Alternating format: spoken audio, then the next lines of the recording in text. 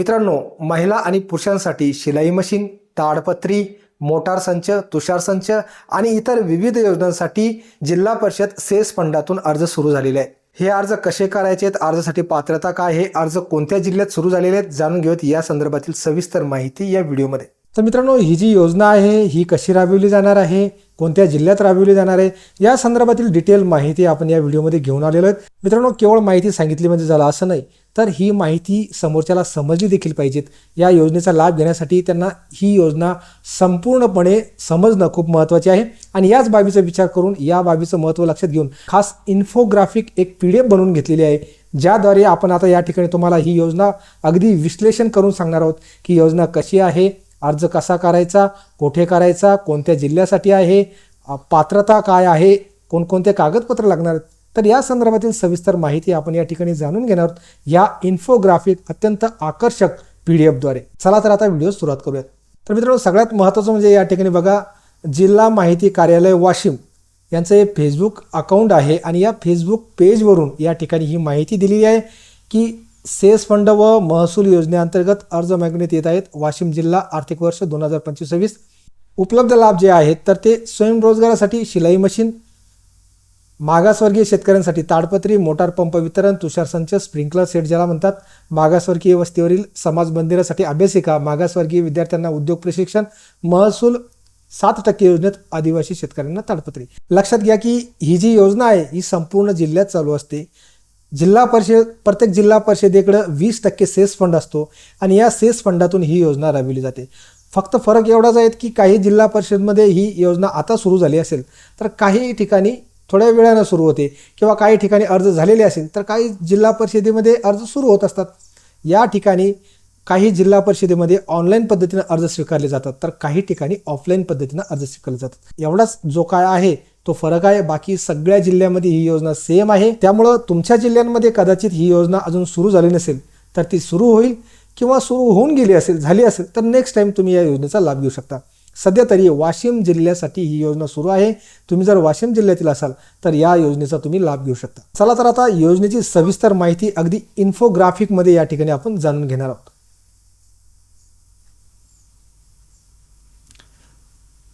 हे बघा, ही योजना जी आहे ती मी अगोदर सांगितल्याप्रमाणे वाशिम जिल्ह्यासाठी आहे. वाशिम जिल्हा परिषदतर्फे आर्थिक वर्ष 2025-26 साठी योजना सुरू करण्यात आलेली आहे.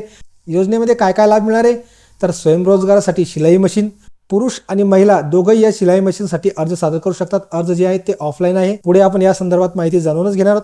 मित्रांनो, ग्रामीण भागामध्ये शिलाई मशीनचा उद्योग खूप मोठ्या प्रमाणात चालतो, त्यामुळं या योजनेचा लाभ मिळून तुम्ही शिलाई मशीन अनुदानामध्ये मिळू शकता आणि स्वतःचा उद्योग व्यवसाय सुरू करू शकता. सध्या हिवाळ्याचे दिवस जरी असले तर वातावरणात केव्हा बदल होईल सांगता येत नाही. त्यामुळे ह्या योजनेचा लाभ या ताडपत्री घरी घेऊन या आणि तुमच्या शेतामध्ये काही पीक असेल उघडं तर या ताडपत्रीने ते झाकून टाका. त्यानंतर मोटार पंप आणि तुषार संच या दोन योजनेसाठी देखील अर्ज सादर करता येणार आहे. त्याचप्रमाणे सामाजिक, शैक्षणिक व आदिवासी विकास, मागासवर्गीय वस्तीत अभ्यासिकेची सोय, विद्यार्थ्यांसाठी उद्योग प्रशिक्षण, आदिवासी शेतकऱ्यांसाठी विशेष ताडपत्री पुरवठा, वन महसूल 7% योजनेअंतर्गत.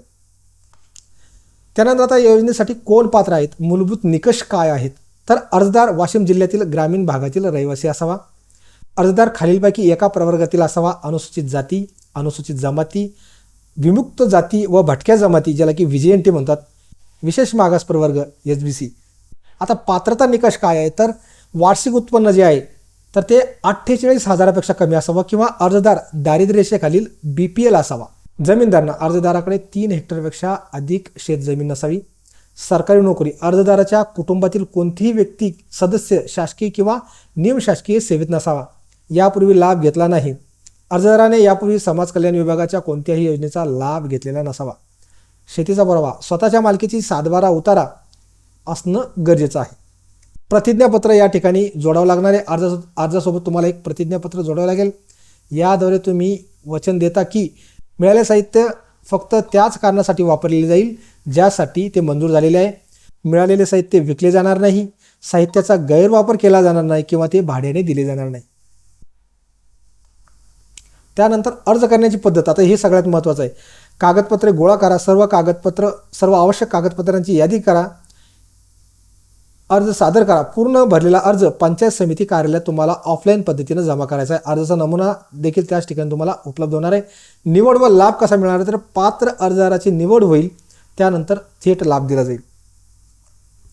अर्जासोबत जोडायची आवश्यक कागदपत्र: आधार कार्ड, आधार संलग्न बँक खात्याचा पासबुकची झेरॉक्स, जातीचा दाखला, उत्पन्नाचा दाखला, त्यानंतर शेतीचा सातबारा उतारा आणि आवश्यक प्रतिज्ञापत्र.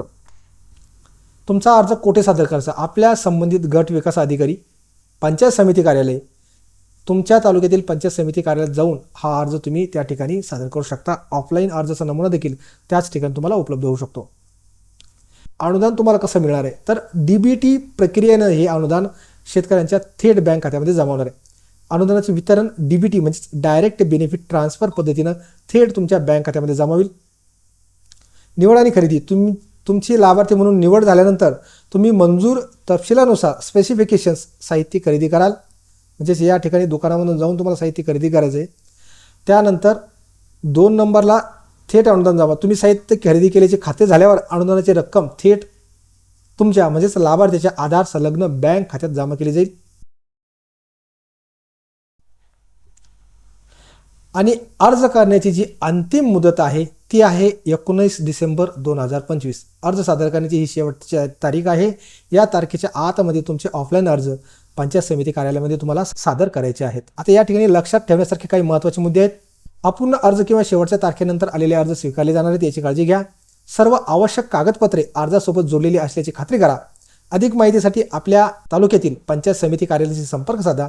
आता या योजनेवर थोडक्यात दृष्टिक्षेप टाकायचे म्हणल्यास या योजनेतून शिलाई मशीन मिळणार आहे आणि शिलाई मशीन मिळाल्यामुळं स्वयंरोजगार त्या ठिकाणी उपलब्ध होणार आहे. अर्थार्जनाचा आणखी एक पर्याय त्या ठिकाणी उपलब्ध होऊ शकतो.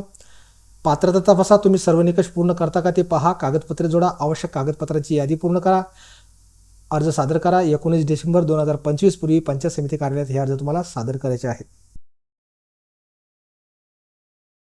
याच मार्गदर्शक सूचना तुम्हाला जिल्हा परिषद वाशिमच्या अधिकृत संकेतस्थळावर देखील मिळणार आहेत.